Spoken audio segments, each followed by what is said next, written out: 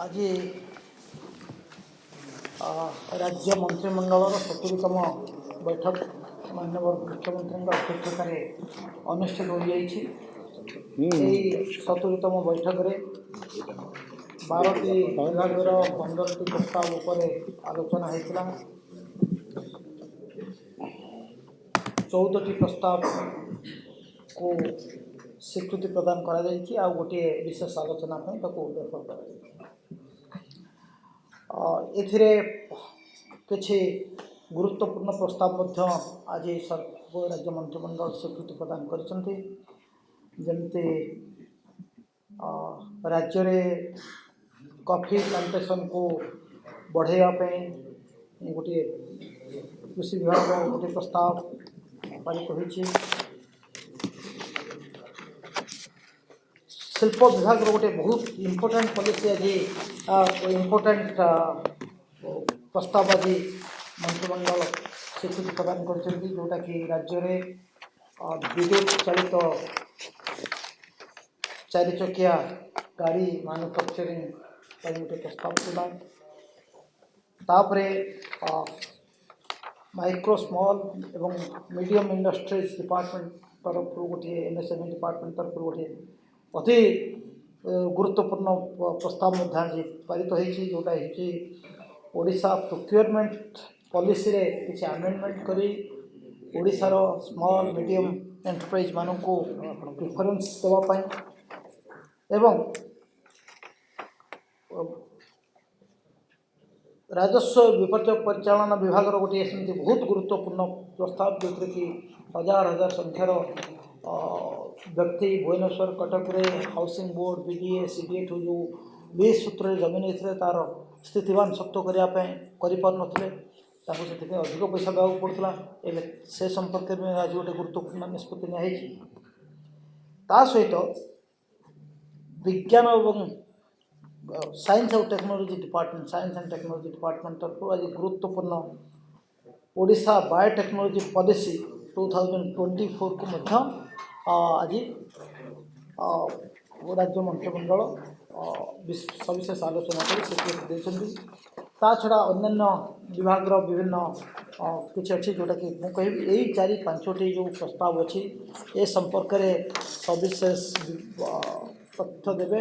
आम मान अच्छा आम माननीय मंत्री श्री अशोक पन्ना महोदय मु माननीय मंत्री महोदय को अनुरोध करेंगे से गुरुत्वपूर्ण प्रस्ताव संपर्क में आप सूचना देवे। समस्त स्वागत और अभिनंदन गणमाध्यम समस्त बंधु मानक आज मुख्य शासन सचिव सुध प्रदीप जेना जो 4टी एमती समुदाय 15टी प्रस्ताव आज कैबिनेट मंजूर बा अनुमोदन लाभ करी जो 4टी गुरुत्वपूर्ण विषय बा प्रस्ताव को अनुमोदन मिली से संपर्क में सूचना संक्षिप्त सूचना देती प्रथमटी है जो गुरुत्वपूर्ण 4टी भितर जे विशेष करी जो इलेक्ट्रिक व्हीकल आपण समस्त जानती जे परिवेश प्रदूषण को आखे रखिकी पारंपरिक जानवाहन चलाचल परिवर्ते विकल्प व्यवस्था जमती विकल्प शक्ति उत्स सेमती इलेक्ट्रिकल व्हीकल मध्य ये प्रस्तावटी कैबिनेट अनुमोदन लाभ करिछि एवं Jindal steel work JSW group द्वारा इलेक्ट्रिकल व्हीकल निर्माण पाई ये प्रस्तावटी दि जाइछि एवं निश्चित भाव ये जानवाहन चलाचल क्षेत्र में और परिवेश प्रदूषण रक्षा क्षेत्र में साहाय्य करिवो। विशेषकरी आजिकाली जो आग्रह रही देशर अन्य स्थान में से पदक्षेप नि तो ओडिशा रे आमे समस्त ग्रीन एनर्जी कथा आम कथबार्ता होचे तेणु ये गोटे प्रस्ताव जहाँ जानवाहन चलाचल क्षेत्र में विशेषकर प्रदूषण रोकिया साहाय्य करिवो एवं ओडिशा को अन्य विकल्प भावे जो आमर शिल्पायन क्षेत्र में जोटी जमती माननीय मुख्यमंत्री आमर इन्वेस्टमेंट ओडिशा क्षेत्र में आमर कार्यक्रम सब नौकरी ये गोटे विकल्प कार्यक्रम रूपे ग्रहण कर संपर्क मुख्य शासन सचिव आउ टिके मध्य जोड़े कहे मुझे चुंबक कहीदी जाऊँगी एवं विशेषकर माइक्रो आउ small manufacturing enterprise preference policy ये ये गोटे कार्यक्रम निहाई विशेषकर क्षुद्र एवं मध्यम संस्था एवं विशेषकर जो शिल्पोद्योगी मैंने क्षेत्र में अनेक ये पदक्षेप नई आग्रह प्रकाश कर उत्साह देवाई इनसेंटिव ये कार्यक्रम निहाई एवं मोर आशा रखुची ये आम मेक इन ओडिशा तो 3टी एडिशन जाइए किंतु ए क्षेत्र में निश्चित भाव आमर जो मैंने कार्य करुँच माइक्रो एवं स्मॉल क्षेत्र में सहायता हो शाश्वत बाबू आमर अच्छा एमएसएमई सेक्रेटरी सी विशद भाव में कहे एवं तृतीयटी है जे Odisha government land settlement rule ये संपर्क ये आउटे गुरुत्वपूर्ण जिनस ये खाली खोर्धा जिला नुहे कटक जिला ये पाखापाखि अंचल जो माने जो गृह नहीं आमर विभिन्न हाउसिंग बोर्ड बा बीडीए इत्यादि तांकर जो पंजीकरण क्षेत्र में रजिस्ट्रेशन क्षेत्र में गोटे जुगान्तकारी पदक्षेप ये गोटे बहुत दिन दाबी थिला एवं ताकू आज कैबिनेट अनुमोदन करिछि संपर्क में दीपद रखी राज्य ओडिशा राज्य गृह निर्माण संस्था एवं बीडीए भुवनेश्वर उन्नयन कर्तृपक्ष सीडीए एवं सीडीए डेवलपमेंट अथॉरिटी बासगृह निर्माण निमंते लीज सूत्र में जोगाई दि जाइथिबा सरकारी जमी को स्थितिवान सत्वर परिवर्तन करने कन्वर्सन बाबद जो से बाबद जो देय दि जाए से जमीर बजार मूल्यर 10% 10% बदले से जमी निकटे थिबा स्थितिवान जमीर बेंचमार्क भैल्यू पाखे जो स्थितिवान जमी तो तार बेंचमार्क भैल्यूर 3% देय को ह्रास करने Odisha government land settlement rules 1983 संशोधन निमंत प्रस्ताव को राज्य कैबिनेट अनुमोदन करद्वारा ओडिशा राज्य गृह निर्माण संस्था और विभिन्न उन्नयन कर्तृपक्ष विभिन्न व्यक्तिविशेष बासगृह उद्देश्य नहीं जमी को स्थितिवान करने पूर्व निर्धारित देय ठारू कम देय से देवे आमर एसएस रेवेन्यू भी अच्छा आदि से समय टी उल्लेख करेंगे बाकी जो आसला जो ओडिशा बायोटेक्नोलॉजी पॉलिसी ये विज्ञान और कारीगरी विभाग ये पॉलिसी 2024 मसीहा ये नूतन पॉलिसी आसी विशेषकर बायोटेक्नोलॉजी इकोसिस्टम जो स्टेट गोटे आने आम आगामी 2 दशंधि धरवा पाखापाखि 20 वर्ष 30 वर्ष आगू रखिकी नुआ पॉलिसी विभिन्न प्रस्ताव अनुमोदन कराए जेहेतु आप समस्ते जानते जैव प्रजुक्ति विद्या बर्तमान समग्र देश में गोटे नूतन उत्साह सृष्टि करिछि एवं ये दिगरे ओडिशार मध्य जो कार्यक्रम निया जाइछि बायोटेक्नोलॉजी ये मध्य अनेक गुटे गुरुत्वपूर्ण पदक्षेप आम नहींचु किंतु ये पॉलिसीटी ये जो कार्यक्रम को आहरी त्वरान्वित करिवो एवं यार परिसर जो नूतन पॉलिसी रे जैव प्रजुक्ति विद्या क्षेत्र में आहरी आमको सुजोग सृष्टि करिवो मु खाली से संपर्क टिके कहीदेवी जो बायोटेक्नोलॉजी यूनिट्स सब जो रही capital investment subsidy on actual investment in plant and machinery रही गोटे प्रस्ताव soft loan assistance will be provided to large and mega biotechnology units operating in the state for setting up production units in the key areas of biotechnology using high end technologies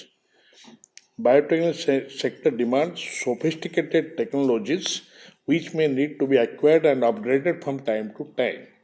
Technology acquisition and upgradation subsidy will be provided to eligible biotechnology units.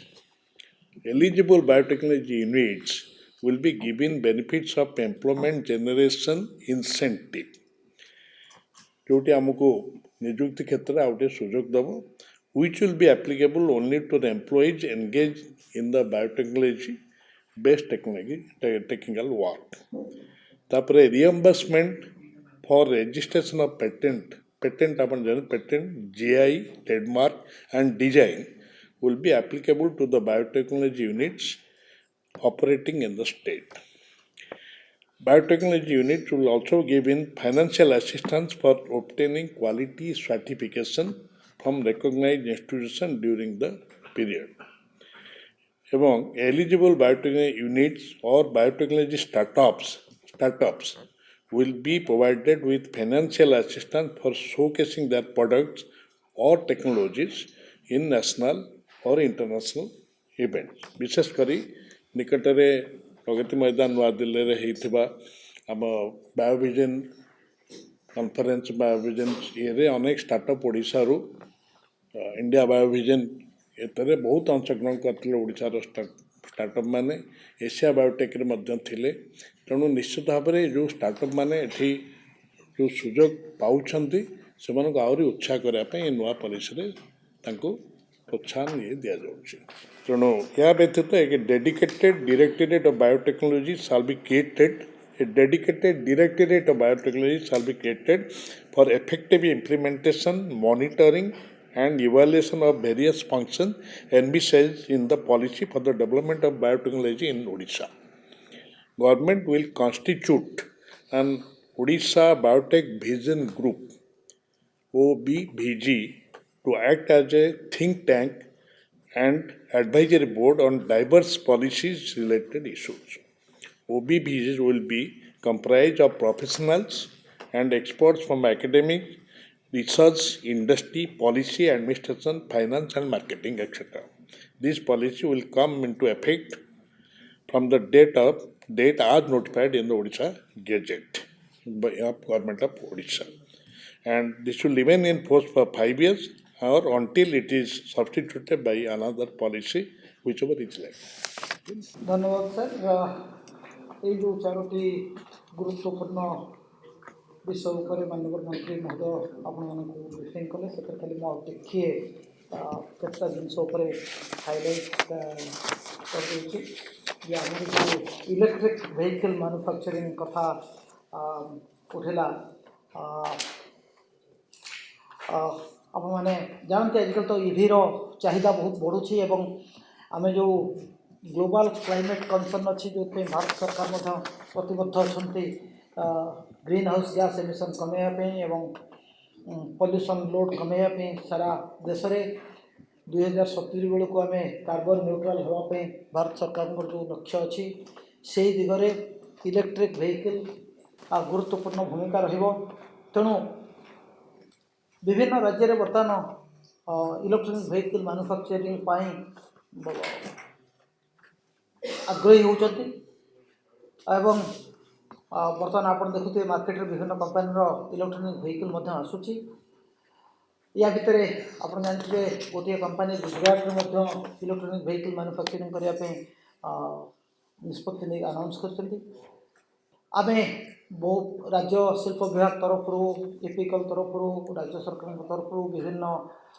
Manufacturer मान सहित रेगुलारली गत 1.5 वर्ष है आम जोगाजोग अच्छु एवं से ही क्रम भल ये खबरटी हूँ JSW group electronic vehicle manufacturing करने मनस्थ कर ओडिशा रे ये इलेक्ट्रॉनिक व्हीकल मैन्युफैक्चरिंग एवं तार जो आनुषंगिक अच्छी बैटरी मैन्युफैक्चरिंग करने प्रस्ताव रखी राज्य सरकार समस्त प्रस्ताव विचार कलापर आज कैबिनेट राज्य मंत्रिमंडल ताको अनुमोदन कर JSW ओडिशा रे दुईटी जिनस कर basically electric vehicle and its battery manufacturing तापर हूँ इलेक्ट्रिक व्हीकल कंपोनेंट मैन्युफैक्चरिंग ये दुईटा कारण आपण मैंने जानते जमी गुरगाँव में मारुति आसला से गुरगाँव सहर में जिते इलेक्ट्रॉनिक कंपोनेंट मैन्युफैक्चरिंग जमी आसिले तेणु इलेक्ट्रिक व्हीकल मैन्युफैक्चर कले तार जो जहाँ जहाँ अंश लगे से तो निजे करेंगे ना तेणु अन्य कंपानी मैंने तेणु electronic vehicle component manufacturing ecosystem तेणु ये दुईटी जिनस electric vehicle and its battery manufacturing in fact से जो प्रस्ताव रखिंट से हूँ सिंगल लोकेशन रे world largest single location project हम बैटरी मैन्युफैक्चरिंग जो 50 गीगावाट आवर्स तमने 50,000 मेगावाट आवर्स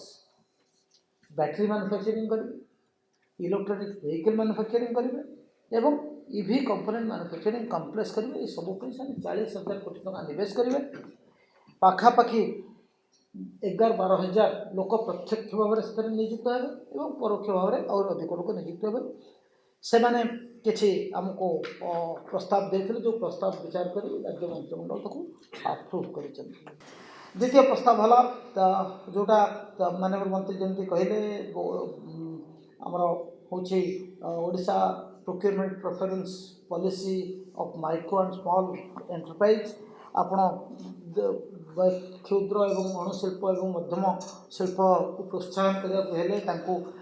कारण एमएसएमई सेक्टर सबुठ बेसी निजुक्ति सुजोग सृष्टि करे तेणु यही सेक्टर को आम जी सुविधा जोगेबा राज्य भितर से अधिक निजुक्ति संभावना सृष्टि हम तेणु ताकू आखिरे रखी निजुक्ति संभावना सृष्टि हम तापर एठू प्रोडक्शन है कि बिक्री हेले राज्य सरकार मध्य कर पाइबे जीएसटी पाइबे तेणु सबको आखिरे रखी आम 50 कोटी टंका टर्नओवर पर्यंत ओडिशार क्षुद्र शिल्प माने एमएसएमई माने एवं जो मैंने स्टार्टअप अच्छा अप टू 50 करोड़ से माने जो पॉलिसी अंतर्भुक्त हेबे एथिरे किछि एक्सक्लूसिव लिस्ट प्रोडक्ट अच्छी जो प्रोडक्ट गुड़ा ओडिशा रे सफिशिएंटली मैन्युफैक्चरिंग होची गुड क्वालिटी मैन्युफैक्चरिंग होची सेही प्रोडक्ट गुडी को ओडिशा सरकार बा ओडिशा सरकार संस्था जो तार किणवे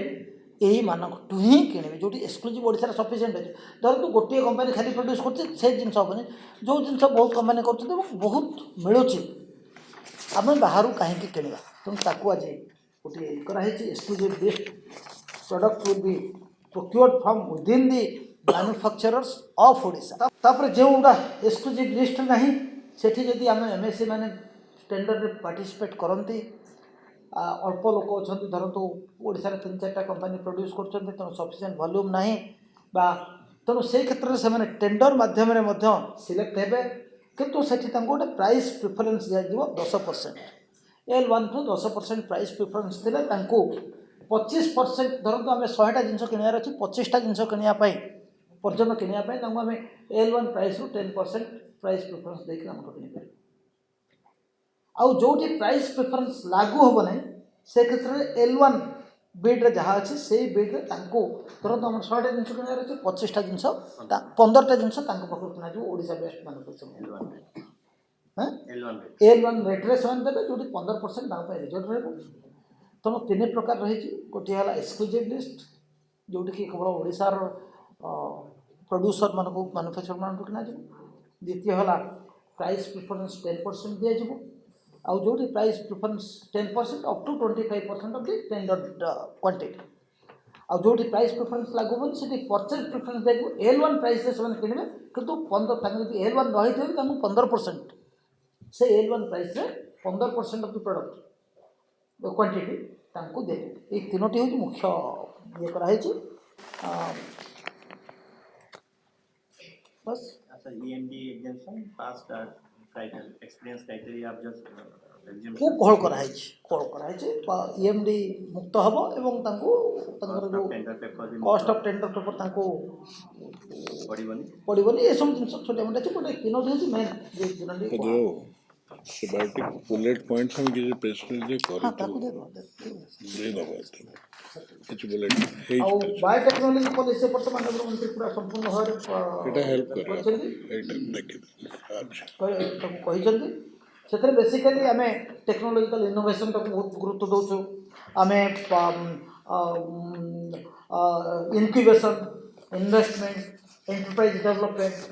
कैपेसिटी डेवलपमेंट स्किल क्रिएशन ये सबूप फोकस रही सहित जो पार्क जड़े कर बायोटेक्नोलॉजी पार्क हम से पार्क जो कैपिटल इन्वेस्टमेंट हम कॉमन फैसिलिटी आम सब्सिडी दौचु एवं सॉफ्ट लोन कंपोनेंट गोटे जोटा माननीय मंत्री कहले जे जदि सेमती भल इंडस्ट्री आउ पूरा हाई एंड प्रोडक्ट करेंगे से भाया मेगा इंडस्ट्री मानक आम किसी परिमाण सॉफ्ट लोन देवाई हाँ एम्प्लॉयमेंट जनरेशन आम सब्सिडी दौचु मैंने ओडिशा निवासी थे हाँ सेटा अच्छी मेल लोक 12,500 फीमेल लोक 15,000 15,000 टंका पर मंथ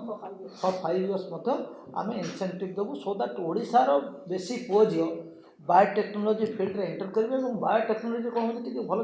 जिन हाई पेइंग जॉब तेणु आम लोक ये इनसेंटिव देला फल ओडिशार पुओ झील मानक high paying high quality oriented industry रे काम कर सुजोग अधिक सृष्टि हो तापर है जो माननीय मंत्री जो कहले जो आम सहरांचल जो विभिन्न संस्था लीज नहीं लोक मैंने स्थितिवान को कन्वर्ट करने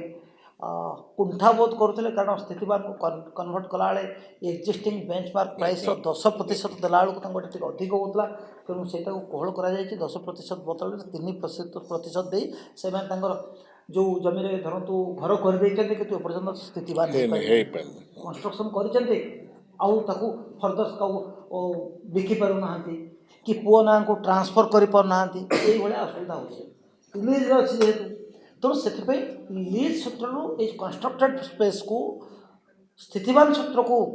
करने जो 10% ऑफ बेंचमार्क वैल्यू नि जाता प्रतिबदल 3% दे से स्थितिवान कर बहुत दिन दाबी बहुत दिन दाबी द्वारा आउ गोटे हूँ बड़ आज प्रस्ताव जोटा है कृषि विभाग जो आपण मैंने जानते कोरापुट कॉफी वर्तमान भारत भितर भल गोटे तार ना कले सृष्टि करिछि एवं तार डिमांड चाहिदा बढ़ुची एवं अनफॉर्चुनेटली जो भली ढंग से चाहिदा बढ़ुची से आम प्रोड्यूस कर तेणु आम पाखे बर्तमान 10,000 हेक्टर कॉफी जमी चली किंतु आम आहरी बहुत बढ़ेबार आवश्यकता अच्छी तेणु कॉफी चाष को आहरी अधिक त्वरान्वित करने बढ़ाइवाई आज राज्य सरकार प्रस्ताव राज्य मंत्रिमंडल ये प्रस्ताव को आज पारित कर आप्रुव कर जो थे लक्षे 10,000 एकर अच्छी लक्षे एकर करने कॉफी एकर एकर 10 लक्षे एकर कॉफी चाषपाई आज 6टी जिले कोरापुट कारण ये जो 6टी जिले में कॉफी आमर अनुकूल परिवेश और परिस्थिति अच्छी से है कोरापुट रायगड़ा कलाहांडी कंधमाल केन्दुझर और गजपति यही 6टी जिले में लक्षे एकर जमी कॉफी चाष करने आज राज्य सरकार राज्य मंत्रिमंडल 1144 कोटी टंका प्रस्ताव को आज गृहीत कर 2000 आम 22-23 गत वर्ष आरंभ करूँ अल्प आकार से 2026-27 पर्यंत जब कर स्टेट प्लान 567 कोटी एवं 577 कोटी होती अन्य कन्वर्जेंस स्कीम जमी एनआरईजीएस डीएमएफ ओम्बासी इत्यादि विभिन्न ये मिसैकी आम 1144 कोटी टंका खर्च कर 1 लक्ष एकर कॉफी चाष कर से कॉफी प्रोसेसिंग और तार मार्केटिंग और ब्रांडिंग यही प्रस्ताव में स्थान रखा जहाँफल आम कोरापुट कॉफी को एक भल बजार योग्य कॉफी और मार्केट रे तार डिमांड बढ़ावाई आम चेष्टा कर 10,000 acre okay now I will go to the other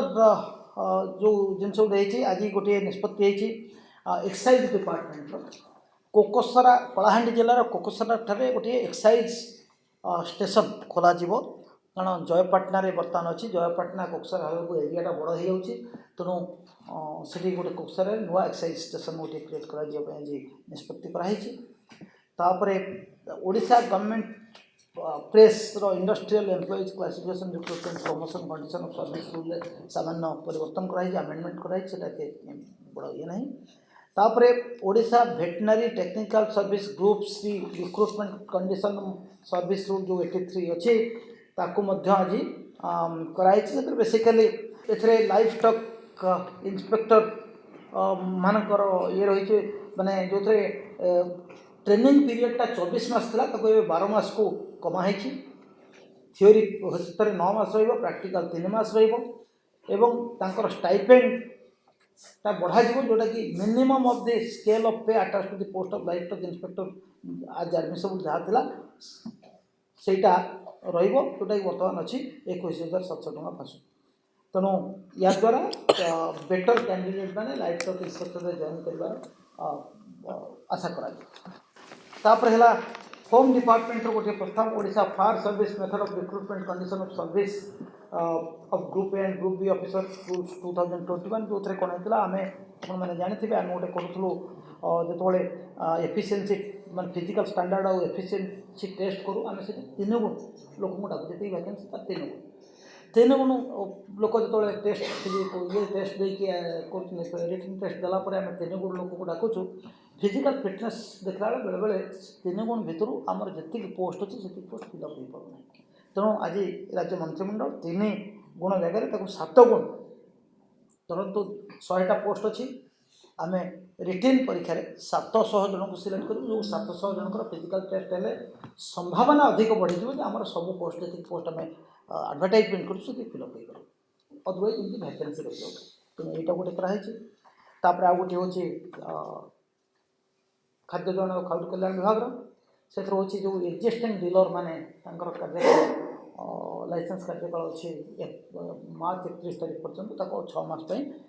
वृद्धि कर जो मान ना कौन केस ना कम्प्लेन ना से भाया केस जो लाइसेंसटा को सेप्टेम्बर मास पर्यंत वृद्धि कर पंचायत राज विभाग गोटे प्रस्ताव आसी जो थे सर्वनिम्न पेंशन जो किसी VLW ग्राम पंचायत सेक्रेटरी मान मध्य चयन प्रक्रिया VLW पदवी जो नियुक्त होती से अवसर बेले सर्वनिम्न पेंशन पाइबार योग्य भाव विचार को नहीं बर्तमान आम से दाबी कर ए संपर्क में सर्वोच्च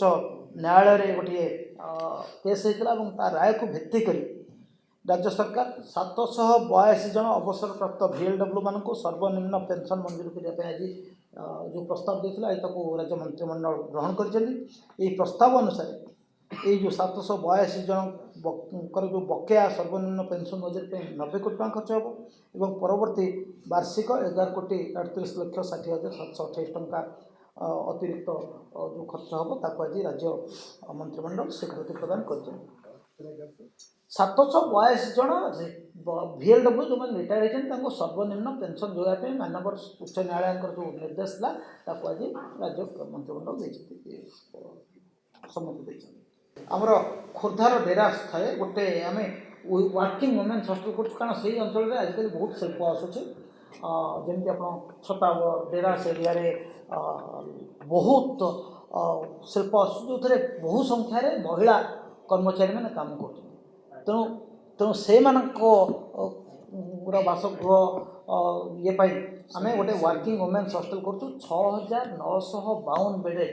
बेड्र वर्किंग वुमेन्स हस्पिटाल कर टर्म की टेंडर प्रक्रिया को आज राज्य मंत्रिमंडल स्वीकृति प्रदान कर IPR 2022 किसी परिवर्तन आवश्यकता था से संपर्क हेमंत कह तो IPR 2022 जो 2 प्रकार के परिवर्तन की आवश्यकता पड़ूला सर्वप्रथम से विभिन्न इनसेंटिव एग्जामिशन प्रोविजन थिला से एग्जामिशन प्रोविजन को कार्यकारी करने प्राय 15 दिन मास समय लग जाऊला तेणु विभिन्न इंडस्ट्री मैंने कहले कि आम एग्जामिशन बदल रिइंबर्समेंट आम ऑप्शन चाहूँ माने से आगुआ पेमेंट करदे परवर्ती समय राज्य बजेट को रिइंबर्समेंट पाए से प्रकार सुविधा IPR 2022 में करा चाहिए एडमिशन हो पाएगा ये चाहिए रिइंबर्समेंट मिल पाए ये है आम जो IPR जो जुरिस्डिक्शन अच्छी IPR जुरिस्डिक्शन जो स्पेशल इकोनॉमिक जोन जैसे गोपालपुर स्पेशल इकोनॉमिक जोन अच्छी खोर्धार स्पेशल इकोनॉमिक जोन अच्छी ये सब स्पेशल इकोनॉमिक जोन को IPR 2022 को जुरिस्डिक्शन को एक्सटेंड करने मध्य आज कैबिनेट अनुमोदन करा। Thank you.